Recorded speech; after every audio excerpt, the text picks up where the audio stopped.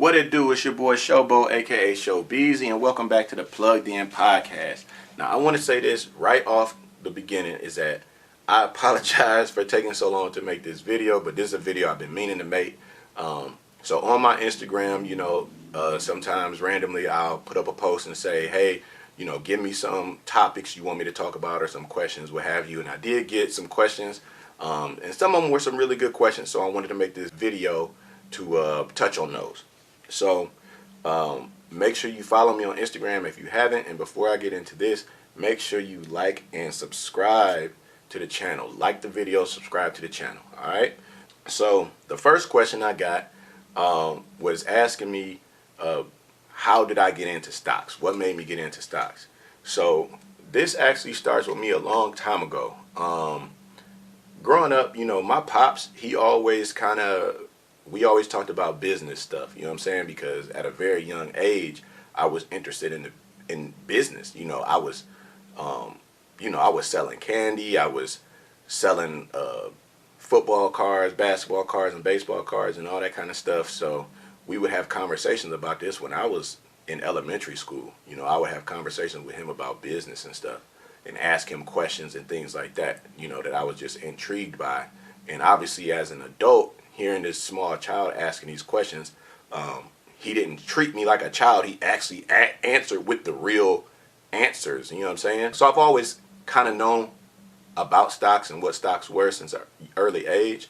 But when I was in high school, my pops had actually bought some stock in Walmart for me and my brother.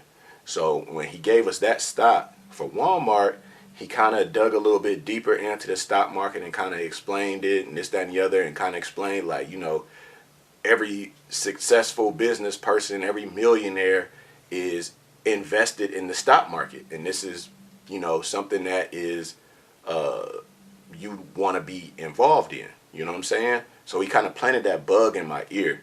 But obviously, if it's not something that you're hella interested in, it's not going to be that profound for you at that time. So moving forward, as I personally got more interested in it, I kind of dug into it more and educated myself on it. You know what I'm saying? I actually, read articles and books and YouTube videos and this, that, and the other, and kind of like self-taught myself on stocks in the stock market. But that's how I originally got into it, was from my dad, and then just my own, from him planting that bug, just kind of my own interest into it that made me dig deeper into it later on. And it was to a point where the first smartphone I ever got, the very first smartphone I ever got, I had the ticker tape of the stock market going across it at all times, like through the business hours. You know what I'm saying? The ticker tape ran or whatever for the hours that the stock market was open, and then it would give me notifications on different things going on in the business world that affected the stock market. So basically stock news, you know what I'm saying? And I had that on my very first smartphone, and that's kind of what really reeled me in all the way, because I just got so interested in it and seeing that how certain things can move the market in a positive or negative way. And that's kind of what led me into then digging deeper into YouTube and learning more about the stock market. I didn't actually get heavy into the stock market where I was actually physically trading myself until Robinhood came along. I got the Robinhood app, and that's when I really got, heavily invested into the stock market. You know what I mean? The next question along the same lines was asking what made me get into cryptocurrency. So with cryptocurrency was a little bit, the backstory is a little bit different. If you follow me on Instagram, I'm always into the news. I'm reading the news every day because I got to know what's going on, because I'm actually in the market. So I want to know what's going on with current events, because I can then translate that into how it affects the stock market and now how it affects the crypto market. So I always saw the cryptocurrency being thrown around in the headlines, and so I read hella articles about it and this, that, and the other. So it intrigued me, because my whole thing is I'm seeing this and it's getting these headlines. So I'm like, okay, how does this affect me? How can I benefit from this? So I dug deeper into it and finding out more about it, just kind of educating myself on it. and from, you know, articles and YouTube, and then just kind of picking the brain of some of my friends that were heavy into cryptocurrency, that knew a lot about it, that actually had Bitcoin and things like that. Just kind of picking their brain and bouncing questions off, you know, which is always good when you have a community like that where you can actually ask questions and they can give you the answers. You know what I'm saying? So that's one of the things that I wanted to create with this podcast also. That's why a lot of times I tell you guys, you know, talk to me, I talk back. You know what I'm saying? Give me the comments, put the comments in the YouTube, or, you know, when I put up the post on Instagram, you know what I'm saying? Let me know what you want to talk about or questions that you have, because that's kind of how I learned about cryptocurrency, being able to kind of ask those questions to my friends that were hella involved in it. So now, but just to be honest with you, like, I try to be as transparent as possible. Me personally, I didn't actually own any cryptocurrency. I didn't actually buy any cryptocurrency until Dogecoin. Dogecoin was the very first crypto I've ever bought. You know what I'm saying? So because I had those years of learning about cryptocurrency and understanding it, but me personally, I don't like to get involved in things if I don't know enough about them. So I had years of learning about it and studying about it to where I felt comfortable to where I could actually go buy Dogecoin. And how that happened is that I was just on Twitter one day and Elon Musk tweeted about Dogecoin for the very first time. And me knowing how Elon Musk is and knowing how his word can move markets, I was like, all right, he just tweeted about this. I've seen this Dogecoin on my Robinhood app. So I just went to Robinhood and snatched up some Dogecoin. It was less than a penny at that time. You know what I'm saying? Like, you know how people talk about Dogecoin now, like Doge to $1, Doge to $1. At that time, the community was saying Doge to a penny, Doge to a penny. You feel me? So I got in early on Dogecoin, and that's why I was able to reap a lot of benefits from it and profit a lot from it. So, you know, technically what got me into actually trading crypto, my first crypto purchase, was Elon Musk, as crazy as that sounds. You know what I'm saying? I just had already done all the research and the background on it prior to that, to where I felt comfortable at that time to actually just jump in. And I've been in it ever since then, and I haven't looked back. You know what I mean? Another question was about my music and saying, hey, I noticed you were a rapper. And I like your music. How would you describe your music? Because it's different than a lot of stuff that they normally hear. So me personally, I would, thank you. I think that's a compliment. But I would label my music as kind of like hustler music.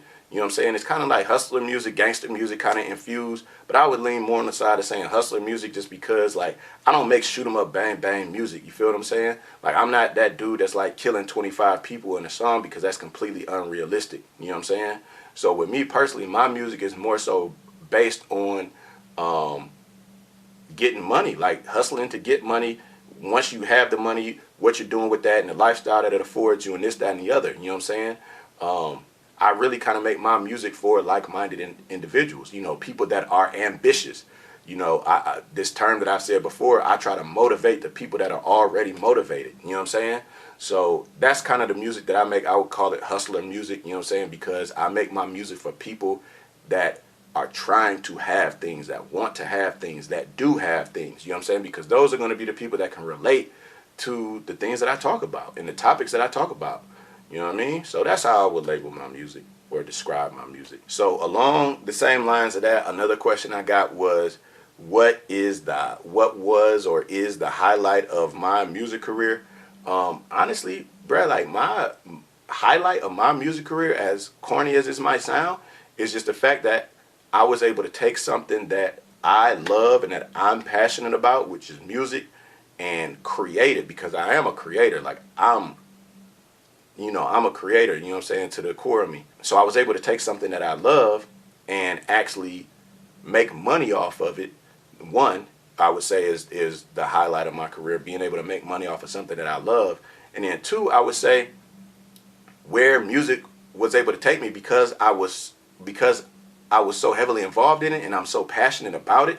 The fact that I was able to have financial gains from it and be able to network with people that I wouldn't have access to without music, and how music has been able to, you know, take me across the country and travel to places that I necessarily would not have traveled to. You know, even having the means to travel to these places without music, I wouldn't have been in specific cities or states if they weren't part of my music demographic. So taking me to these different places and actually touching down on the soil and being able to talk to people that support my music and this, that, and the other, and have those conversations and build those bonds, that is definitely the highlight of my music career, is just the fact that it's been able to take me so many places, you know what I'm saying, that I would not have been able to get to without having this music as a vehicle, you know what I'm saying? But yeah, those are the questions that I got. I felt like those were the best of the best questions that I got, so I wanted to make this video so I could touch on those things. I felt like everybody would be able to get the most value out of those questions that came across. So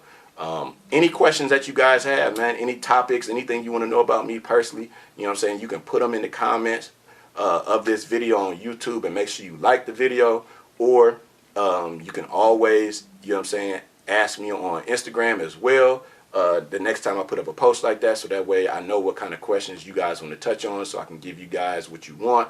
So make sure you guys follow me on Twitter and on Instagram, on all my social media, and subscribe to the channel. You're watching me right now on YouTube, you know, so subscribe to the channel, and that way you won't miss the next videos that are coming up. And like I said, I apologize for taking so long to make this video, to put this video out or whatever, but I'm glad it's here now, and I hope you guys enjoy it. So like it, and I will see you guys on the next episode.